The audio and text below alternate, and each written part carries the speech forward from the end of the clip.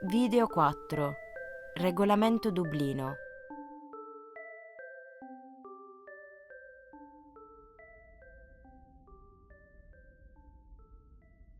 L'Italia, insieme ad altri paesi europei, ha firmato il Regolamento Dublino. Il Regolamento Dublino è un documento che obbliga gli Stati a rispettare alcune regole sull'asilo e ha come obiettivo capire quale Stato è responsabile per la tua domanda di asilo. Solo uno Stato può essere responsabile ed è quello in cui chiedi asilo per la prima volta o in cui la polizia ti identifica se entri in modo irregolare.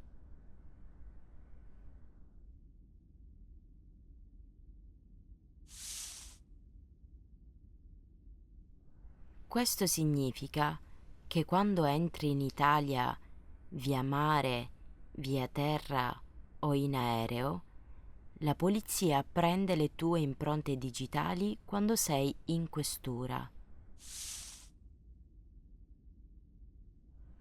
Le tue impronte digitali, il tuo nome e il tuo cognome, sono registrati nel sistema europeo Eurodac. Eurodac è un sistema informatico con le informazioni di tutti i richiedenti asilo che arrivano in Europa.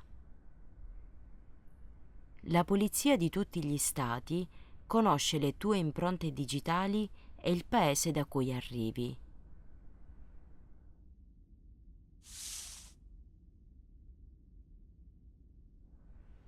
Se la polizia prende le tue impronte digitali in Italia e tu lasci l'Italia e chiedi asilo in un altro paese europeo, ad esempio in Austria, la polizia austriaca cerca le tue impronte digitali nel sistema Eurodac.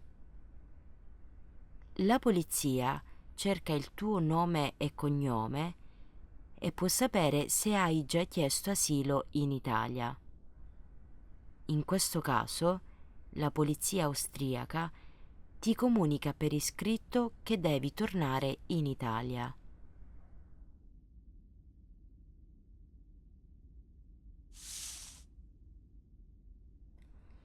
Hai il diritto di fare ricorso contro questa decisione e per farlo hai bisogno di un avvocato.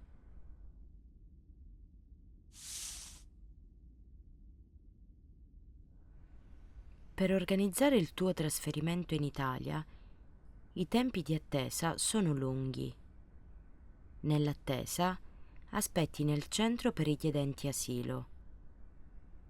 Per avere più informazioni, ascolta la registrazione 4. Procedura Dublino. Trasferimento.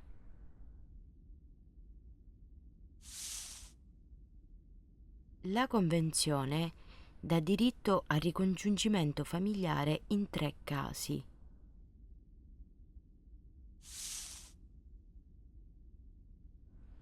1.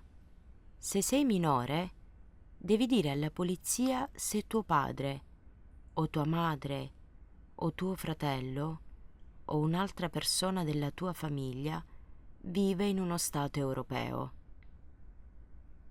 Se il tuo familiare ha un permesso di soggiorno e può accoglierti, la polizia organizza il tuo trasferimento.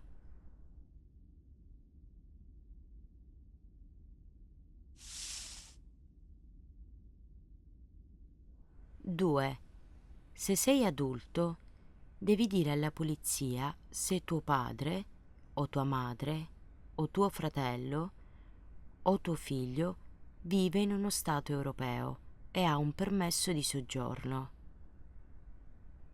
In questo caso hai la possibilità di raggiungere il tuo familiare se sei incinta, se sei solo con tuo figlio, se hai una grave malattia o una grave disabilità, se sei molto anziano o nel caso in cui il tuo familiare sta male e ha bisogno di te.